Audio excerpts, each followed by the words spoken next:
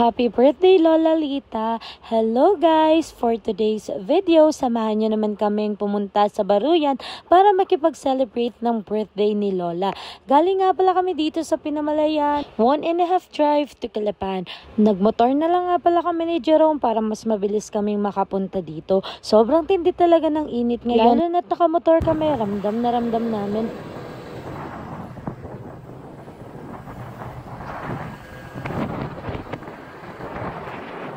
Pagkadating nga namin dito, hinanap ko agad ang inay at pagkakita sa amin ay talagang umiyak talaga siya kasi hindi daw niya in-expect na pupunta kami. Pero syempre, para sa inay, pupunta kami kahit may pasok kinabukasan. Tumulong na rin kami kahit papano. Nakakatuwa lamang kasi sobrang dami talagang tumutulong sa inay na pagluluto dito. Mga anak at kamag-anak niya kasi nag-uwian din sina tita.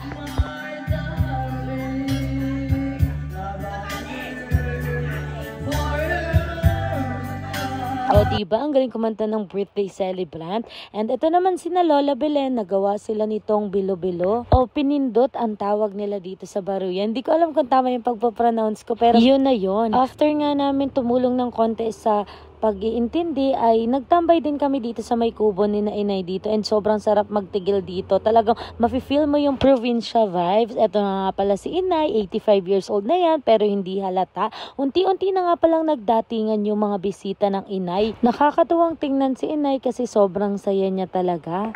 Eto nga pala yung mga handa ng inay, sobrang dami talaga, hindi pa naihain dyan yung iba. Unti-unti nga pala ang pagdating ng mga bisita ng inay. Nakakatuwa lamang na sa edad niyang yun, sobrang dami niyang kaibigan. At base sa mga narinig ko ay mabait daw talaga ang inay, kaya sobrang dami talaga niyang mga kaibigan dito. At mga kamag-anak, lola nga pala ni Jerome ito sa father's side. Sobrang dami din nga palang handa ng inay, kaya ang mga ate dito sa kusina ay mga busy pa din pagluto. And dito naman sa kabilang side ay niluluto naman nila yung pinindot.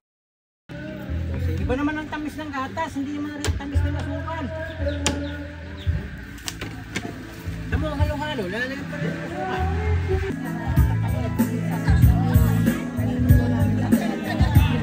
Picturean mo nga kami. Sige.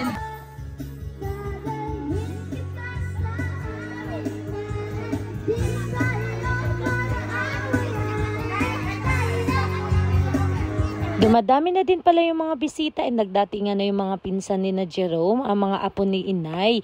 At habang iniintay namin ang inay kasi nagbihis pa siya dyan, magsisimula na yung program.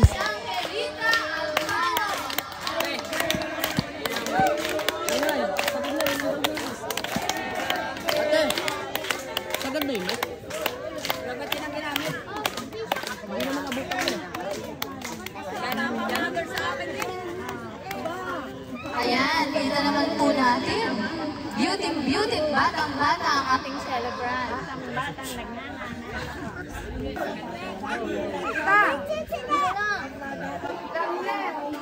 Ito ay masasak pagbati sayaw. Ayan po.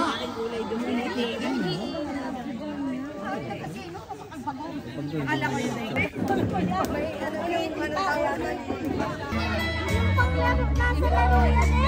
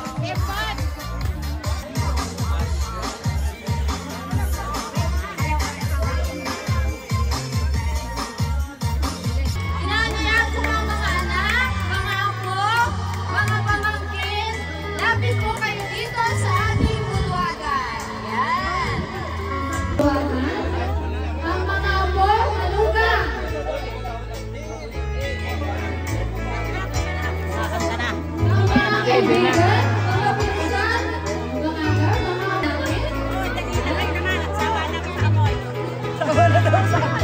Ayan, si Nene, nakikita ko na po palapit. At ano pa ba? Ayan, sumasabi sa dito ang PSA.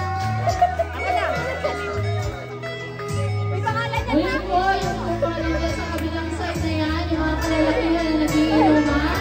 Lapit na po kayo dito, hintay po kayo ng lalakihan. Minsan lang po ito mangyari, 85 years old. Happy birthday from... Ito na po ang kanyang mga pamangkin. Bigyan nyo lang ang kanyang suman.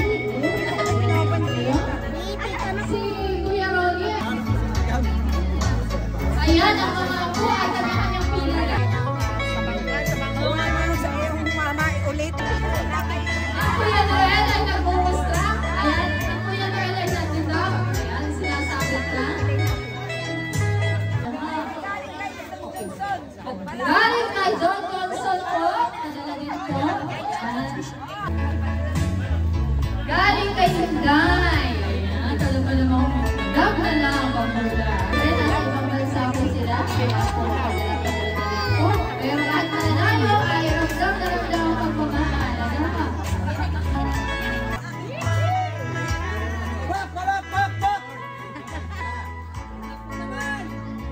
Bakit?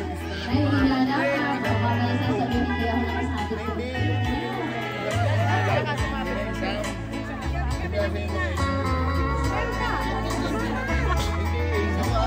Si David, hindi ko ba nakikita yung sumasabi?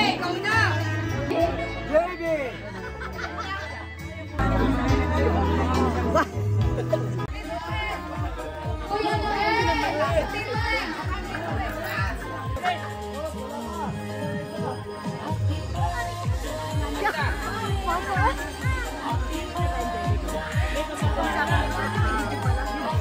Kuya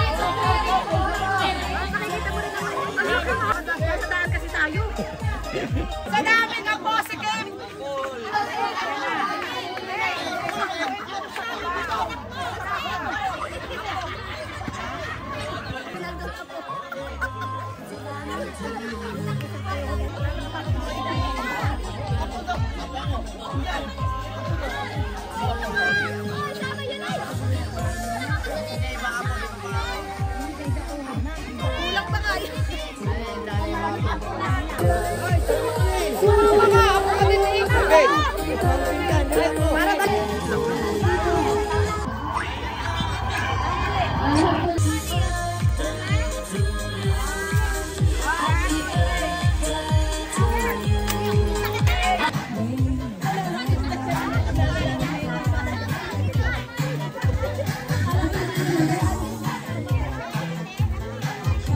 Kulang pa kayo.